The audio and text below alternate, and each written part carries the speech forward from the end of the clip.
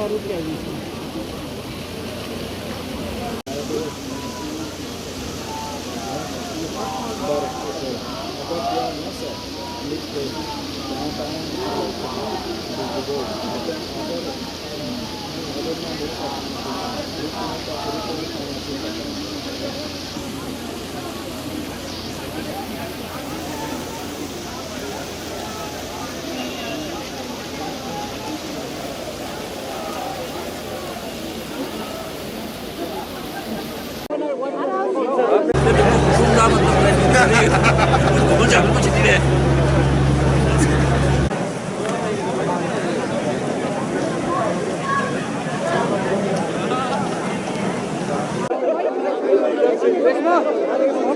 लोगों ने लेना तीसरा मेरा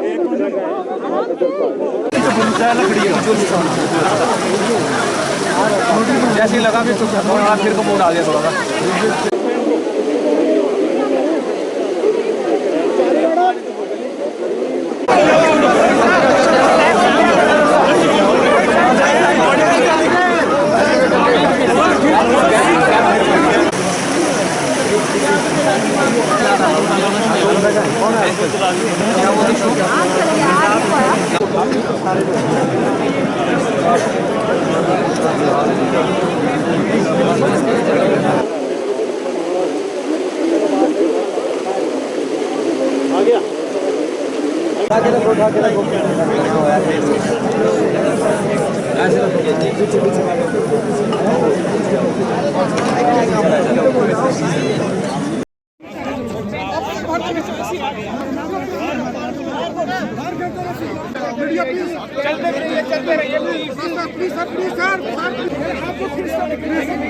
जनाब रिक्वेस्ट है प्लीज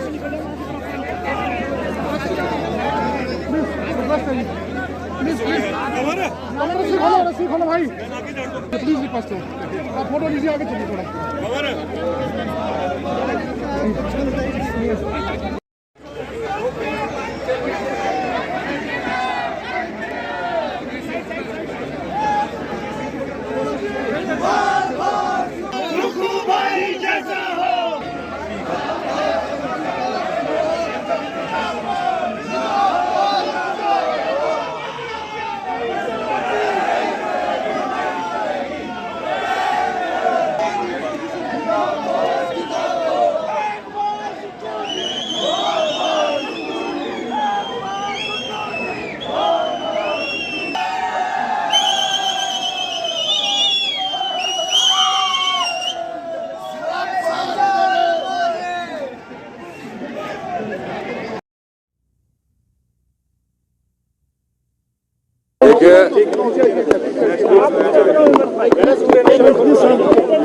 जिस प्रकार भारतीय जनता पार्टी ने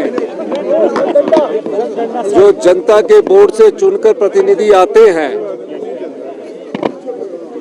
और नोट के बदले बिक जाते हैं, इस लोकतंत्र की हत्या जो करने की कोशिश हो रही है, उसके संदर्भ में आज हमारा ये लोकतंत्र बचाओ हमारा विशाल मार्च हो रहा है, जिसको मैं और पीसीसी अध्यक्षा प्रतिनिधित्व कर रहे हैं। बहुत बहुत धन्यवाद।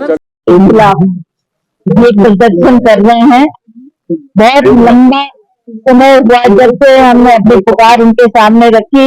आपदा के समय हम गिड़गिड़ाते रहे, केंद्र सरकार ने हमारी आवाज नहीं सुनी और मैं तो प्रधानमंत्री जी से स्वयं भी मिली, स्वयं भी उनसे हिमाचल की स्थिति से अवगत करवाया। वो एक कारण उसका भी है, उसमें भी लोगों में रोष है कि हमारे को जो केंद्र से मदद मिलनी चाहिए थी वो आपने हमारी मदद नहीं की। दूसरी बात आप देखेंगे कि प्रधानमंत्री जी अब शायद अब उनको हिमाचल की याद आएगी, क्योंकि चुनाव बहुत नजदीक आ चुके हैं, लोकसभा के चुनाव। तो हमने उनसे यही प्रश्न करना था। आज हमें इस बात का खेद है कि जो जो वायदे उन्होंने पिछले चुनाव लोकसभा के चुनाव के में किए थे, चाहे वो बेरोजगारी की बात थी, प्रधानमंत्री जी का खुद ये बयान कि 2 करोड़ युवाओं को 1 साल में भारतवर्ष में रोजगार दूंगा, उन्होंने खुद 450 का सिलेंडर को महंगा बोलते हुए बोला कि आप मुझे मौका दें, मैं इस गैस के सिलेंडर का भाव कम करूंगा। और दुख की बात यह है कि इतना समय बीत गया, अब तो लोकसभा इलेक्शन भी आ गए, अब आपने 100 रुपए उसमें कम कर दिया, तो कौन सी बड़ी बात कर दी, कौन सी बड़ी बात करते। आपको बोलते थे मैं 450 से नीचे लाऊंगा, अब मेरा ख्याल उसकी कीमत 1200 या 1300 रुपए है। दूर दराज के क्षेत्रों में लोगों को, महिलाओं को बहुत दिक्कत हो रही है। ये बात भी हमने उनके सामने रखी थी और उसमें भी उन्होंने गौर नहीं किया। अगर गौर किया होता तो ये अग्निवीर जैसे हादसे ना हुए होते, जिससे हमारे नौजवान जो देश की सेवा करना चाहते हैं, आर्मी में भर्ती होना चाहते हैं कि हम देश की सेवा, उसके लिए वो बहुत प्रैक्टिस उनको करनी पड़ती है। आर्मी में भर्ती होने के लिए उतनी मशक्कत करने के बाद भी उनकी सुनवाई नहीं की गई, उनकी बात पर गौर नहीं किया गया और जो ये अग्निपथ उन्होंने लाया उससे बहुत से बच्चों का भविष्य खराब हुआ है। तो ये भी एक कारण था। तो ऐसे कई मसले हैं जो हम बार बार केंद्र सरकार के समक्ष उठा रहे हैं और उनकी बात कर रहे हैं, पर उन्होंने बहुत अनदेखी हिमाचल प्रदेश के लिए की। वो हिमाचल प्रदेश जिसको प्रधानमंत्री अपना दूसरा घर बोलते थे,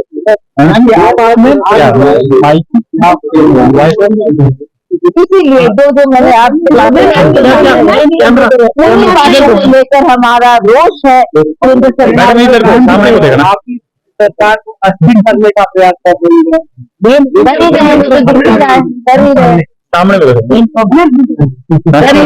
किस तरीके से हमारी जो यहाँ सरकार लोगों ने 5 साल के लिए चुनकर भेजी, उसको स्थिर करने के लिए जो इनके प्रयास है उसके खिलाफ हमें रोष है कि आप इस तरीके से हरकतें ना करें। और जो ये लोकसभा के चुनाव आ रहे हैं इसका सामना करें, लोग देखेंगे और वो खुद निर्णय करेंगे कि हमने किस पार्टी को वोट किया। कोऑर्डिनेशन कमेटी गठित होगी मैम, कोऑर्डिनेशन कमेटी। अब आप 29 तय की जिसकी मांग आप कर रहे थे, ये तो एक कोऑर्डिनेशन कमेटी है। मांग में सिर्फ इस कमेटी के लिए नहीं कर रही, मांग में कर रही थी कि हमारे कार्यकर्ताओं की अनदेखी ना करें, उनका कुछ ना कुछ आप निर्णय लें, कुछ फैसला लें। तो ये कुछ कारण थे जिसकी वजह से आज उन्होंने एक कमेटी बना दी है। तो ये खुशी की बात है कि इसमें सीनियर लोग डाले तो इस चर्चा होगी। आपको लगता है कि अब वर्करों को सम्मान मिलेगा और मिलना चाहिए इस तरह? बिल्कुल, क्यों नहीं मिलना चाहिए, उसी की तो हम बार बार आवाज उठाते हैं और होगा, वो वक्त भी आएगा जब उनका मान सम्मान